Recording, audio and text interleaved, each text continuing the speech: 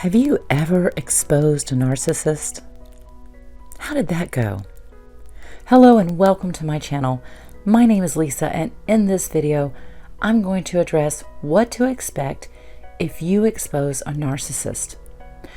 First, I'd like to say that I don't recommend exposing a narcissist if you're still with the narcissist, period. At the very least, they will gaslight you and employ projection, telling you and anyone who'll listen that you are the abusive one and that they are the poor, pitiful victim. Secondly, if you share children, they will not only do what I just mentioned, they will also triangulate you with the children and work hard to turn them against you. They have no problem using their own children as pawns. So please don't involve children in this. Thirdly, if you live in close proximity to the narcissist, they can show up at your home, your job. They can stalk you much more easily, destroy your property, do damage to your vehicle, or even do physical harm to you. Remember, narcissists have no boundaries. And finally, if you're not fully healed from the experience and the abuse that you've suffered, exposing the narcissist will likely reopen those old wounds and delay your healing and recovery. The best thing you can possibly do is to just block them on all social media, get a new phone, or at the very least, change your phone number, change your email, or block them from being able to email you. Go completely no contact. Now, if you do decide to expose them to others, expect to not be believed. The smear campaign against you started long before they left you, and even if it was you that left them, they were likely to have been smearing your name long before you finally left, so everyone around them has already heard their narrative of events. Expect to incite their rage because you have just inflicted a huge narcissistic injury, especially if you call them out publicly. They will come at you in every way they can, employing their flying monkeys to come after you as well. Now, I actually did expose my narc ex-husband. I did it publicly on social media and right here on YouTube in the video entitled Narcissistic Rage Caught on Video. You can see the link in the description below. Now, why did I do that?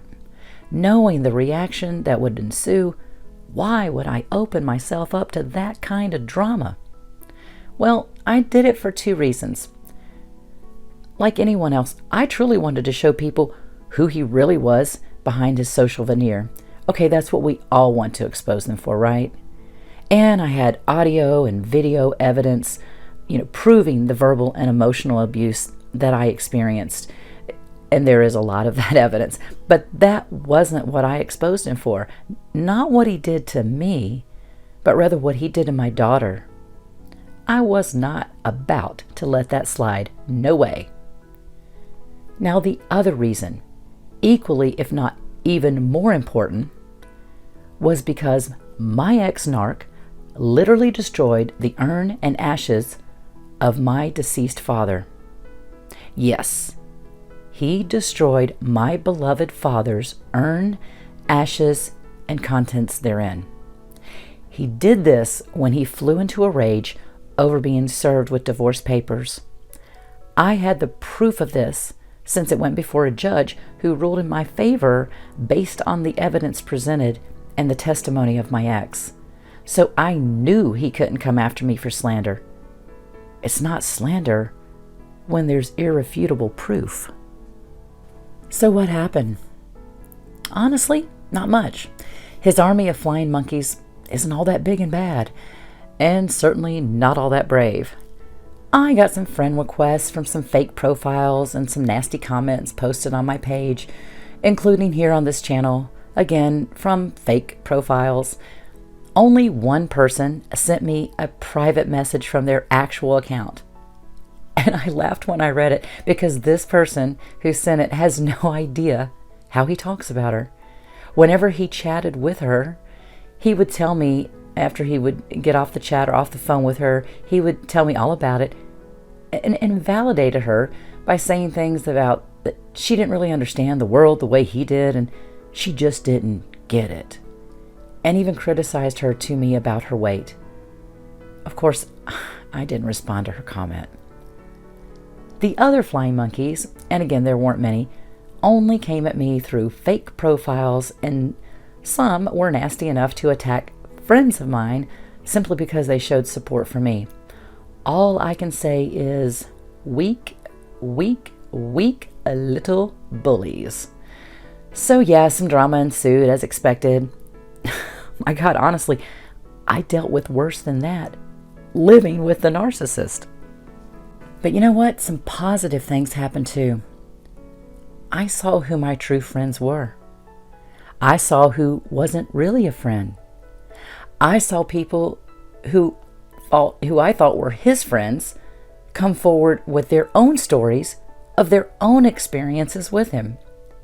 People who were hesitant to say anything before. People that he would swear were his true friends. Now that was an eye-opening experience and extremely validating. Even though I needed no validation, it still felt good to hear their stories. It made me realize that all it takes is one person finding the strength to come forward and speak the truth. It gives others the courage to do the same. So tell me in the comments, did you expose the narcissist? How did you do it? What was the result of that? Share your story. It may be beneficial to others. Now, whether you ever expose the narcissist in your life or not, know that your own experience is all the validation you'll ever need. You were there. You know what happened. You need no one's approval or validation but your own. You have nothing to prove to anyone.